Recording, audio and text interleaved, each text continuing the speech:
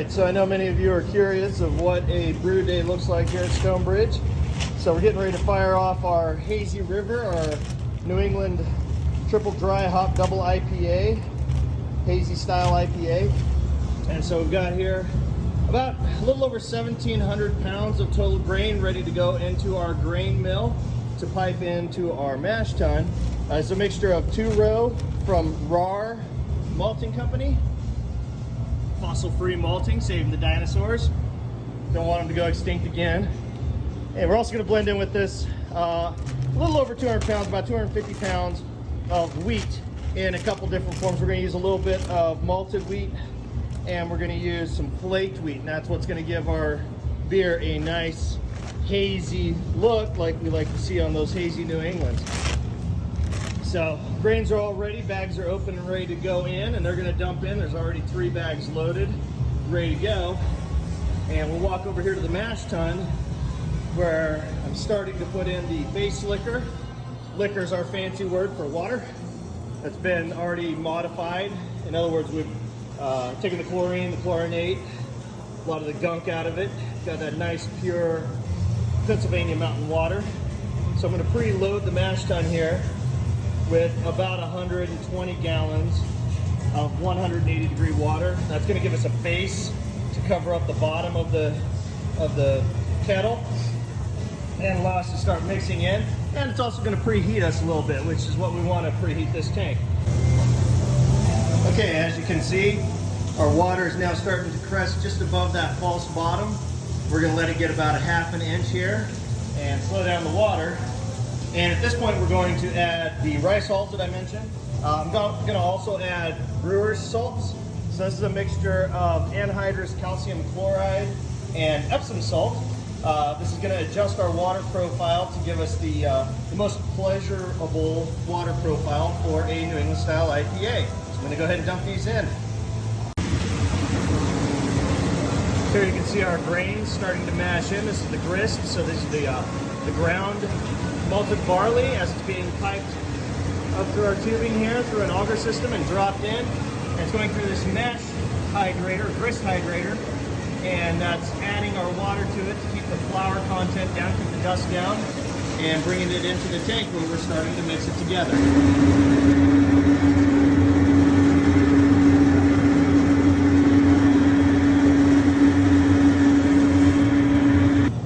So here you can see the completed mash in. A little over 1,700 pounds of grain, about 560 gallons of hot water mixed together. And we're going to let that rest. For this type of infusion, we're going to let it rest for about 75 minutes. We want between 148 and 149 degrees. As we convert enzymes, there's different temperatures that we want to take advantage of for that conversion. And for this style of beer, we like it just a little cooler versus the standard 152. So as you can see, we were able to mash in at 148.4, and that's perfect temperature, and we're going to let it sit for 75 minutes. Cheers. So this is the Vorlauf process, and essentially what we're doing, Vorlauf is German for recirculate back to the top, very, very, very loosely translated. And what we're doing is drawing the wort out of the false bottom of our mash tun, up under there, and bringing it into this giant glass canister where we can inspect it.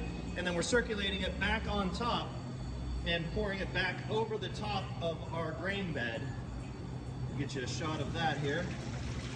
And you see it circulating back in. So what this is allowing us to do is to draw out any of the smaller grain particles that have made their way through the grain bed and through the false bottom and put those back on top. And essentially, we're working to set up a nicely structured grain bed that we can then use as a filter to filter our wort through, thereby capturing as much of the sugar as possible as we move on to the next phase. So we're going to get a nice solid bed of grain set up, and we're going to watch this Vorlauf to start clearing up and looking a little bit more like the consistency of wort that we want. Get a little bit more to the clear side. It'll still be pretty hazy because there's about 18% of this grain bill is made up of wheat, so it's going to leave us our haze in there for the hazy faction of the IPA. And then we'll get ready to start transfer here in about 15 or 20 minutes.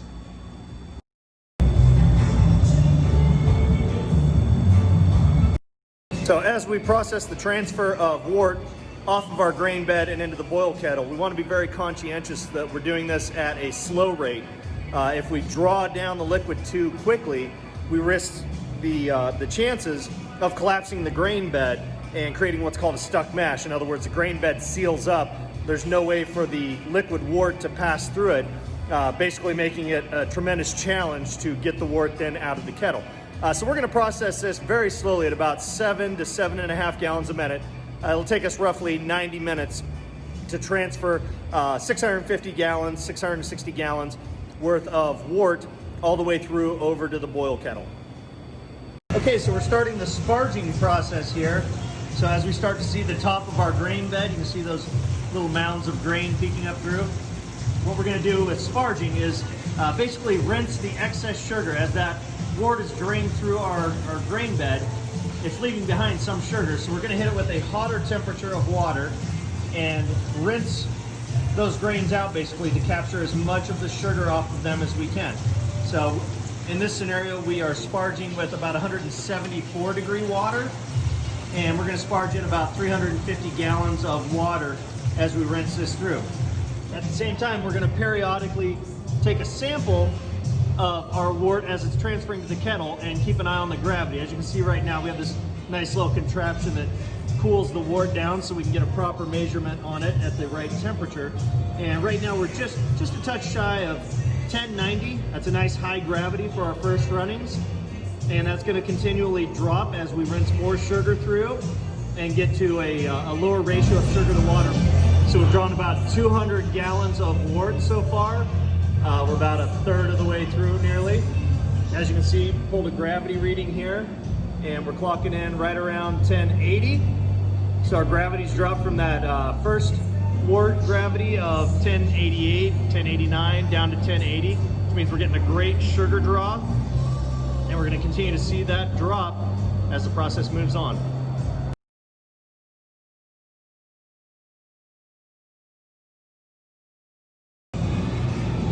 Okay, so we finished our collection. As you can see, I switched over to the pocket refractometer, and so it's giving us a reading of bricks. Our final reading here was still 7.8 bricks. That's roughly around 1.030, 1.029, something like that, gravity. So what that tells us is we were actually a little too efficient today and left behind some sugars, unfortunately, in the grain that we could have captured otherwise through a slightly different recipe. So unfortunately, that excess sugar is going to go down the drain. So as you can see in our boil kettle here, we have a nice medium boil going, not super hard, not a light simmer though, nice relative boil going. And so we're going to boil this wort for 60 minutes. It's going to have a few hop additions, but we don't want to collect too much bitterness or IBU from these hops. We want a little bitterness to balance out the sweetness, and mostly we're going to try to capture some aroma from the hops. So we're going to hop in the boil during the last 20 minutes with about 150 ounces of Cascade hops. Those are Cascade T90 hop pellets from Yakima Valley, Washington. And I've got them in a bucket there. I'm going to add some hot water in a little bit and kind of loosen them up, make it more into a hop tea or a hop sludge when I add them. And then we'll do 2 other hop additions once we move to the whirlpool and have cooled our wort off down to around 195 degrees. And what that's going to do is allow us to capture a little bitterness, but mostly we're going to try to get the aroma and the flavor from those hops. All right, so we're in the process of transferring our wort from the boil kettle into the whirlpool, and our goal there is to allow the wort to whirl. You can see that down through the steam, and effectively we're going to make a very basic centrifuge, which is going to force all those solids out of liquid into the center of the kettle, dropping it ultimately to the center, which will allow us to draw the clean wort out of the side and send it to the fermentation vessel.